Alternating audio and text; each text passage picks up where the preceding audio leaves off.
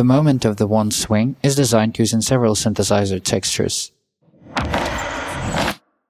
The start of the magic shot is emphasized with a punch. These layers provide a sense of weight in the mid-frequencies.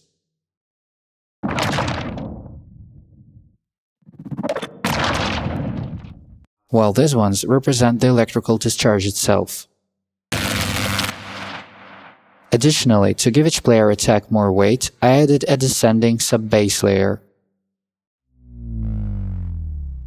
There's also a layer of sparks. And the tail made of processed thunder sounds.